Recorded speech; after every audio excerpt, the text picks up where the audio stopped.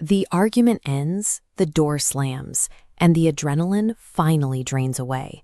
What remains is usually a mix of exhaustion and the quiet realization that you've caused damage that can't be undone. In the moment of a trigger, your nervous system initiates an automatic survival state. Your pulse spikes and your jaw clenches, locking you into a physiological response. Before a single conscious thought can form, the body acts while the mind is offline. But the physical energy surging through you isn't the root of the problem.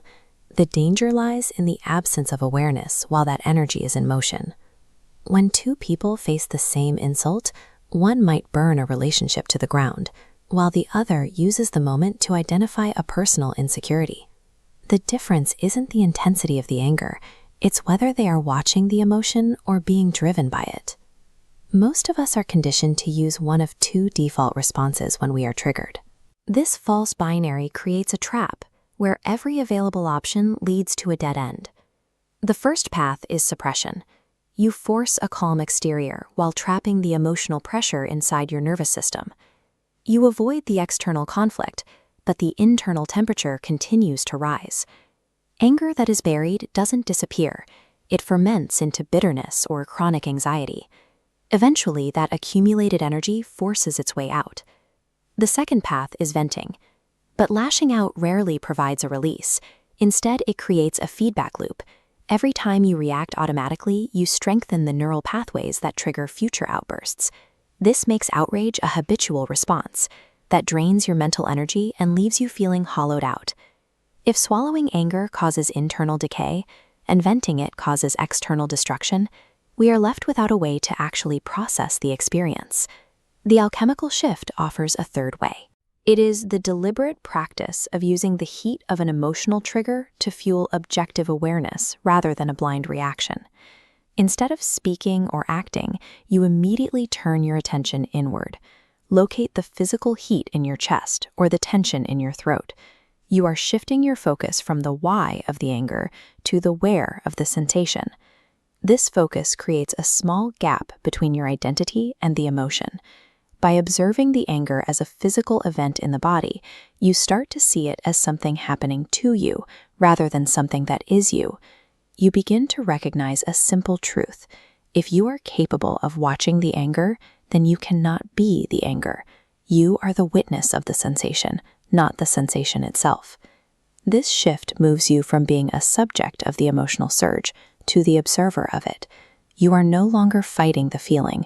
You are simply removing its ability to dictate your next word or action. Anger stays alive because we feed it with a mental narrative. We replay the insults, rehearse our arguments, and mentally justify our right to be outraged. Directing your focus to the physical body starves the fire.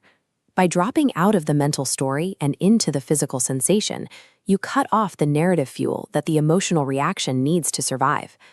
This produces a significant amount of internal friction at first. Sitting with a raw sensation without trying to fix it or discharge it can feel unbearable for those first few seconds of silence. That an emotion is a biological energy system.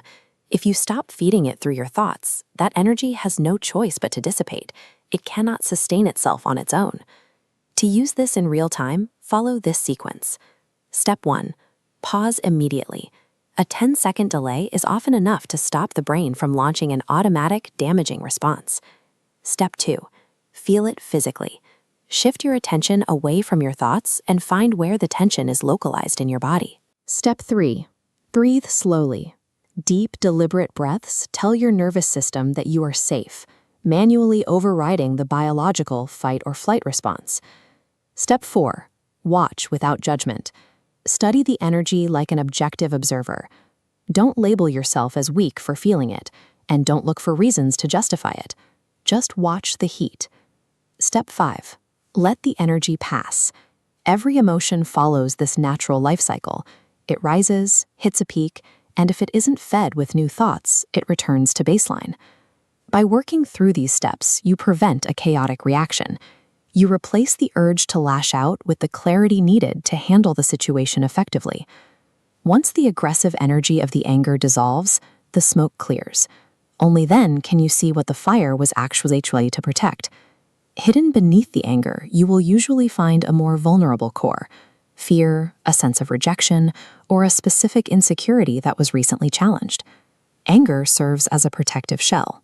It is a biological defense mechanism deployed to guard a wounded part of your psyche from further pain. This makes observation a vital tool for growth. It is the only way to bypass the defensive shell and see the inner wounds that actually need your attention. Anger is not an enemy to be defeated. It is untransformed energy acting as a signal, showing you exactly where your awareness is currently lacking. Most will spend their lives either running from that signal or being controlled by it. But when you choose to learn from it, you begin the process of internal alchemy. Every time you choose observation over reaction, you strengthen your capacity for presence. You are building the internal resilience that allows you to remain steady in the middle of any storm.